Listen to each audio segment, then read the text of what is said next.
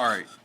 As far as today's practice, so that'll be out. Will be Tonga will be out from practice yesterday. He has an ankle, and then back in today will be Angelo Blackson, Scooter Harrington, Jesper Horsted, Cole Komet, and Pat Scales. They'll all be back. What we did is we flipped days today versus today and tomorrow. So today's going to be a lighter practice walkthrough, and tomorrow we're going to have the pads. We're flipping it. We got to have a pulse of where we're at. We got to be smart with where our team's at right now, and that's the best thing for us to do. So we're flipping these 2 days. So tomorrow will be more ramped up than what today. Today's more mental. With that, that's all I have. You've been pretty clear with the plan for Justin's development from day one. I'm curious, obviously you guys put a lot of work into coming up with that plan and studying other things and using your own personal experience. What do you see specifically as the biggest advantages for him to start, not being the starter? Well, yeah, so for him, I would say the biggest thing is making sure that mentally he understands conceptually where we're at, which he's done a really good job with that. When I say that, in the passing game, and then, of course, in the run game, too. I mean, there's just so many parts that go into the whole of this offense. And we've talked over and over and over about the huddle stuff. He's conquered that. The huddle stuff's done. That's now easy to him. Now the next part is going to be the making sure he recognizes, the post-snap stuff that you see. Because right now in the preseason, there's a lot of defenses that we're seeing that are high school Harry defenses, right? You're not seeing a lot. So these coordinators know that they're going to throw different things at you, and that would be the next one. Seeing that on tape, seeing where he's at now. That's film study. That's being with these other quarterbacks and learning. But you can see that he has the talent out there to make a lot of plays on his own.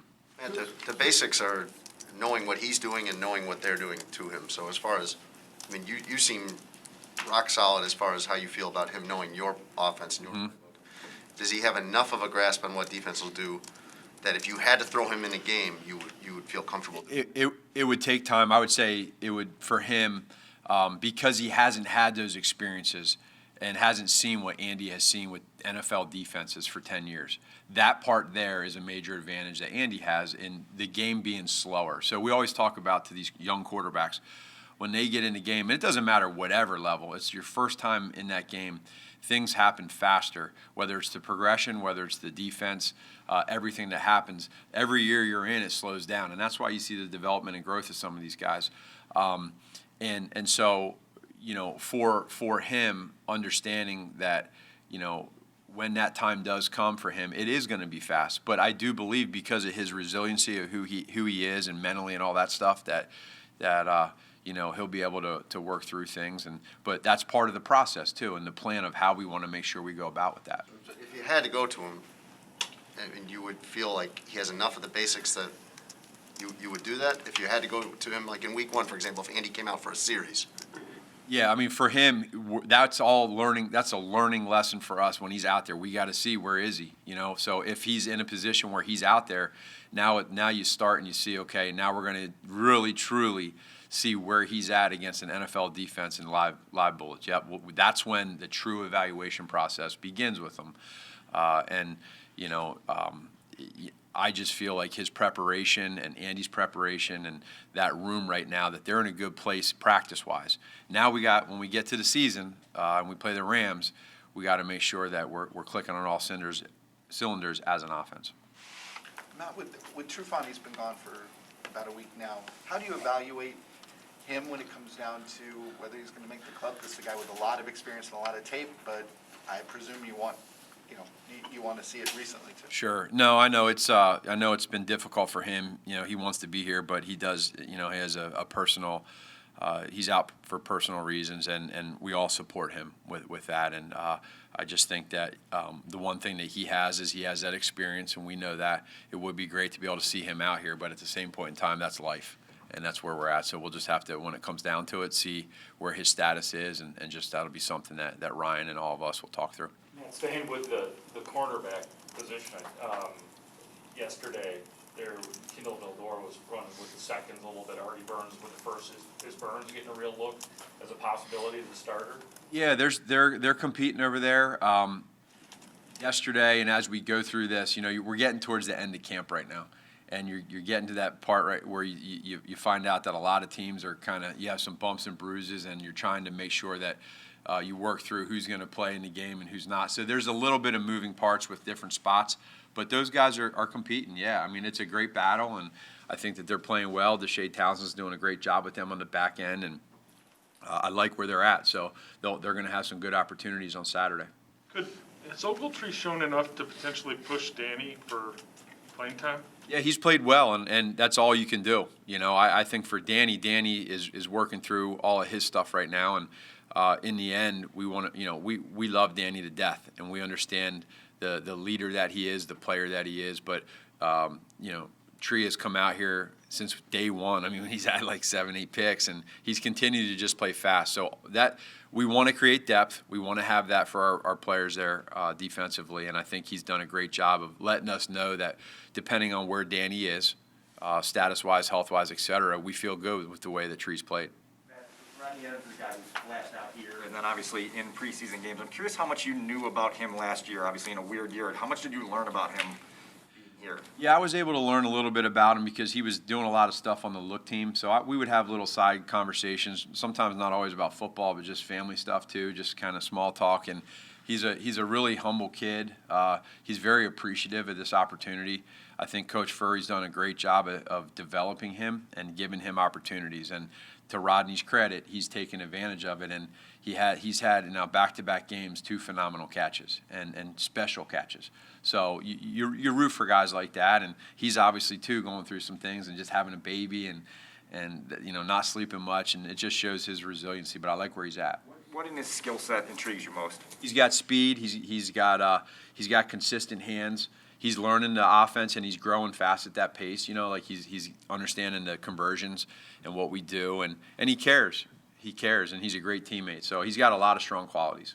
Matt, as a running quarterback, Fields seems to like to squeeze out as many yards as he can when he's along the sideline. I think even on one play he might have gotten like 8 or 9 more yards than even another running quarterback. Yeah. Going out about. How fine is that line for him? And is that a rookie thing, or is that something you like in him that you?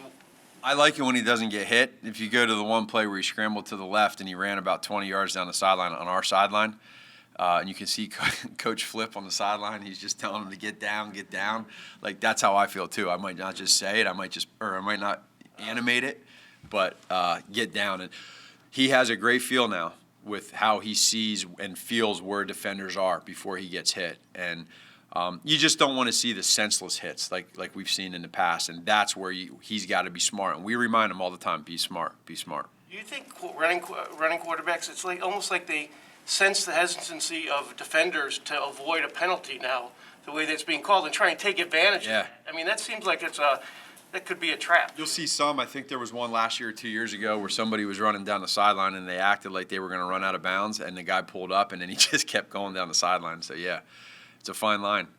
Coach, I guess almost everybody in this room can probably pick 40, 45 guys that are probably going to make this roster. Mm-hmm. Where are you in that process as we go into the final week? Are there 5 spots up for grabs, 10 spots up for grabs?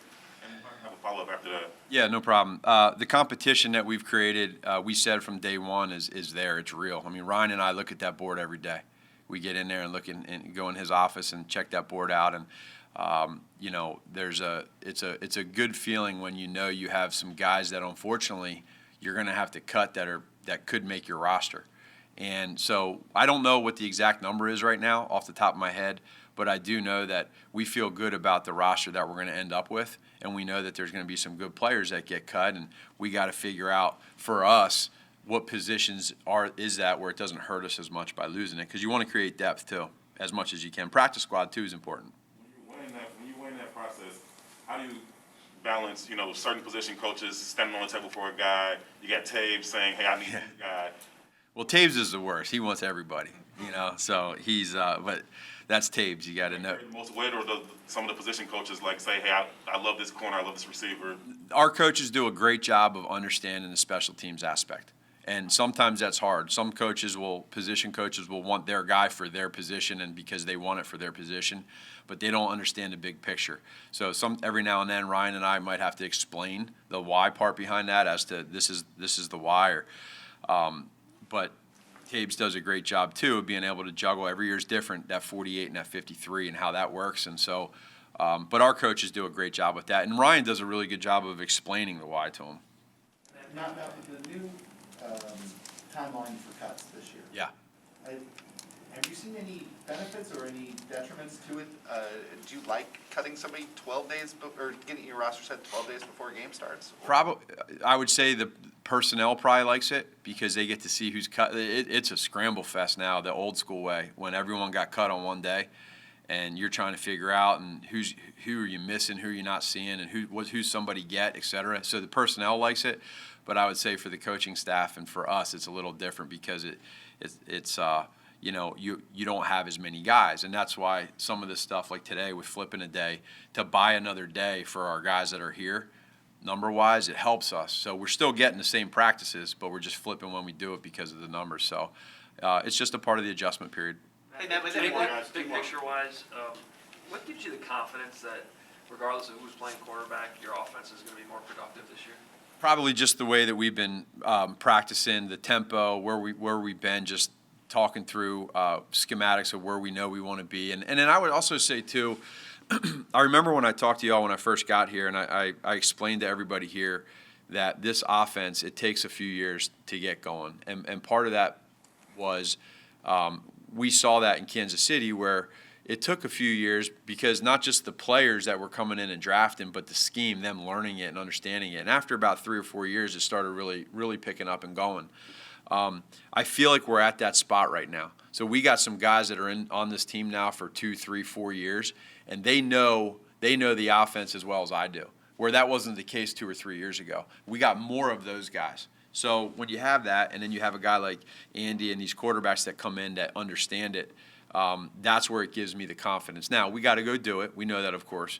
But it gives me the confidence knowing the offensive line, these tight ends that we got, the wide receivers. There's a couple new ones, but they're doing well.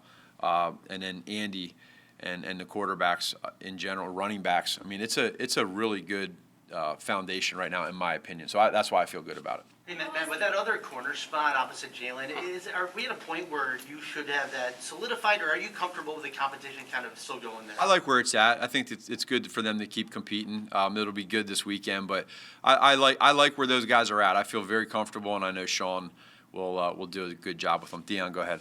How is the offensive line coming together, knowing that a lot of those guys are conditioning on the fly right now? Yeah, it was good yesterday getting them out there. They have an amazing relationship with each other. And then J.P. Peters coming in here, it's really neat seeing how they gravitate towards him. And he's real professional back there helping them out. And just it's a really good unit. They're in it together. Communication's awesome. Now, physically, we just got to get them right. Those tackles, get them going, get them into their deal. Cody and Sam Mustafer have played a lot of snaps in preseason. That's good. So we'll have one more game here coming up, figure that out, and then let's go. Okay? Thanks, guys. Thank you.